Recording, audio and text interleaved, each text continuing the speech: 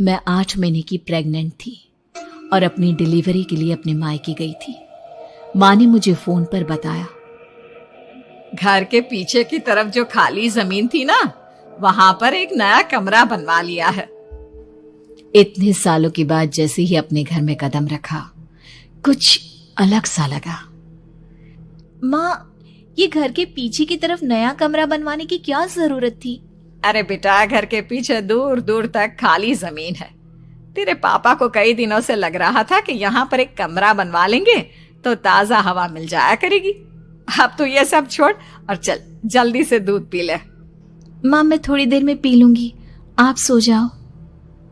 मैंने दूध का गिलास उठाकर उस खिड़की में रख दिया। पता नहीं कब आंख लग गई। अचानक से खिड़की के पल्लों के खड़कने की तेज आवाज आई। दूध का गिलास धड़ाम से जमीन पर आ गिरा। जमीन पर गिरते ही दूध का रंग लाल हो चुका था। मैंने खिड़की से झांक कर बाहर देखा। चारों तरफ धूप अंधेरा था। उस अंधेरे की तरफ से कुछ आवाजें आ रही थी, जैसे छोटे बच्चे आपस में खिलखिलाकर मस्ती कर रहे हो।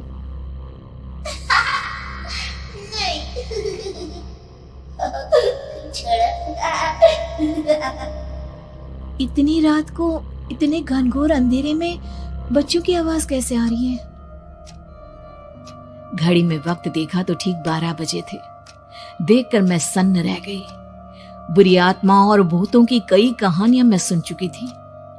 वक्त भी कुछ ऐसा ही था। ऊपर से मैं प्रेग्नेंट। सुना था कि ऐसे वक्त में अक्सर बुरी आत्माएं औरतों का पीछा करती है, तो क्या मेरे पीछे भी? पसीने से तरबतर बड़ी मुश्किल से, जैसे कांपते हाथों से मैंने उस खिड़की को बंद किया। जल्दी से जल्दी उस कमरे से बाहर निकलकर माँ के पास जाने के बारे में सोचा, लेकिन जैसे ही दरवाजे की तरफ पलटी, लगा कोई साया हवा की स्पीड से दरवाजे के सामने से गुजर गया। मेरे गले में अटक कर रह गई।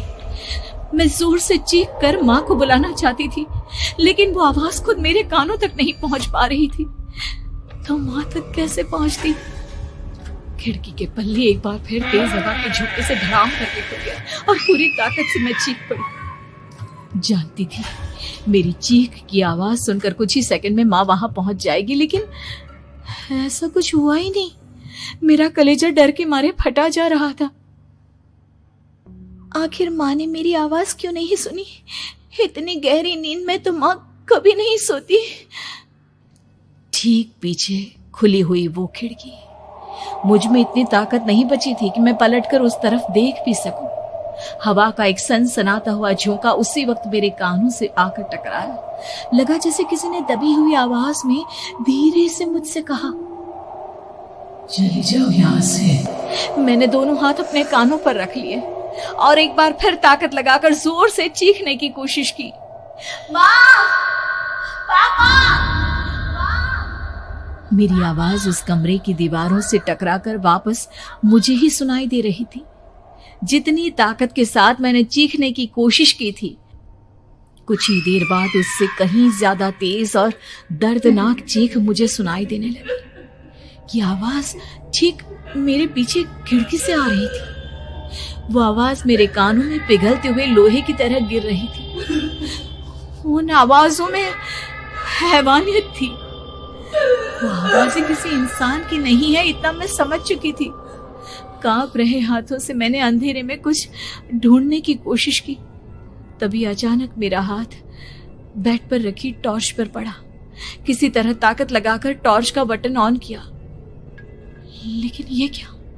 सामने दरवाजे पर 3 छोटी लड़कियां खड़ी हुई थी। उनके हाथ में स्टील के चमचमाते हुए चाकू थे। मैं घबराकर लड़खड़ाई और पीछे की तरफ हटी, लेकिन तब तक वो मेरे पास आ चुकी थी। उनकी गर्दन टेढ़ी थी और उनके हाथों के वो चाकू मेरे पेट को निशाना बनाने को तैयार।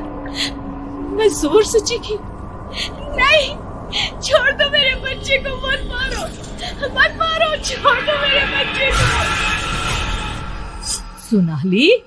सोनाली, क्या हुआ बेटा? तू इतनी डरी हुई क्यों है? उठ बेटा, क्या हुआ? हड़बड़ाकर मैंने अपनी आंखें खोली। देखा तो दिन निकल आया था। माँ मुझे जगा रही थी। मेरा चेहरा पूरा पसीने से लथपथ था। क्या हुआ बेटा, तुमने कोई बुरा सपना देखा क्या? मैं अभी तक अपने पूरे होश में नहीं थी।